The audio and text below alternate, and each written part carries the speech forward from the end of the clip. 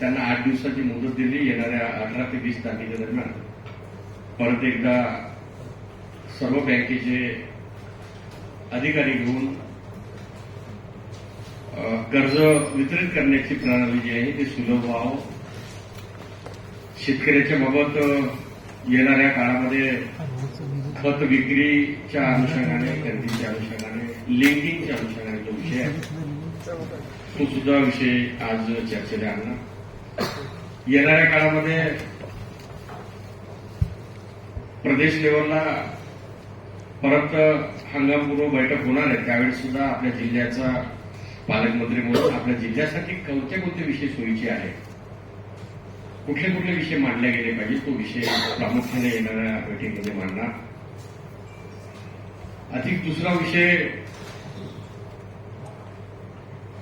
शेतकऱ्याच्या बाबत असलेल्या विविध योजना, उपाययोजना कृषी विभागाच्या माध्यमातून ज्या पद्धतीची प्रभावी जनजागृती व्हायला पाहिजे, प्रसार आणि प्रचार व्हायला पाहिजे, तो होत नसल्यामुळे बरेच शेतकरी विविध योजनेपासून वंचित राहतात. तसं होता कामा नये. त्यासाठी जे कृषी केंद्र मालक आणि चालक जे आहेत त्यांच्याशी त्यांना विश्वासात घेऊन विविध जे आपल्याकडे असलेले जे डॉक्युमेंटेशन आहे ते डॉक्युमेंटेशन आपण शेवटचा शेतकरी आहे तो केंद्रित करून त्याच्यापर्यंत पोहोचण्याचे काम करावं, त्यांना अलर्ट करावं, जनजागृती करावं, जनजागृतीच्या माध्यमातून शेतकऱ्यापर्यंत योजना पोहोचवावं, अशा प्रकारचं सुद्धा चर्चा झाली.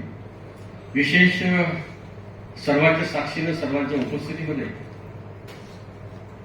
तुमची सर्वांची गरज जी आहे ती इरई नदीच्या बाबत आपण सर्वांनी प्रत्यक्ष अप्रत्यक्ष चांगलं योगदान आणि सहकार्य,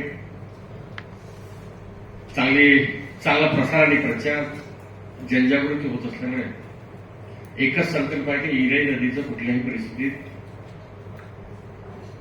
3 टप्प्यामध्ये होत असलेलं जे खोलीकरण आहे आणि स्वच्छता अभियान आहे, खोलीकरण आणि स्वच्छता अभियान हे 3 टप्प्यातलं 45 दिवसाच्या आत पूर्ण व्हावं, अशा प्रकारचा संकल्प करून शासन आणि प्रशासन आणि सर्व शहरातले हितचिंतक विविध संघटनांच्या माध्यमातून इरई नदीचं खोलीकरण आणि स्वच्छता अभियान यशस्वी व्हावं, 3 टप्पे पूर्ण व्हावं या संघाने जिल्ह्याचा पालकमंत्री म्हणून मी पूर्ण लक्ष केंद्रित करून आहे. परंतु आपल्या माध्यमातून सर्वांच्या सहकार्यामुळे अतिशय चांगलं काम होत आहे, तो विषय आहे. सोबतच मागच्या वेळेस मला पर्यावरणाच्या अनुषंगाने आपण अनेक प्रश्न मला विचारले होते. त्यावेळेस मी त्या पर्यावरणाच्या अनुषंगाने हा एक पर्यावरणाचा भाग आपण इरई नदी आणि विविध ज्या माईन्स आहेत, माईन्सच्या बाबत सुद्धा मी त्याच्याशी चर्चा केली की पर्यावरणाच्या अनुषंगाने होणारा जो परिणाम आहे त्यासाठी आपण त्या मालकांनी काय करावं, त्या घरांनी करायला पाहिजे, अशा प्रकारच्या सुद्धा चर्चा केल्या. सोबतच जिल्ह्यामध्ये बऱ्यापैकी अनेक ठिकाणी जे कायदा व सुव्यवस्थेच्या अनुषंगाने होणाऱ्या ज्या कारवाई त्या बऱ्यापैकी सुरू आहे. आपल्या सर्वांच्या सहकार्यामुळे जिल्ह्यामध्ये जे चांगलं करता येते ते निश्चितच करण्याचे मी प्रामुख्याने प्रयत्न करावा. परंतु आपल्या सर्वांची सहकार्य आणि मदतीची गरज आहे, आपल्या सूचनेची गरज आहे.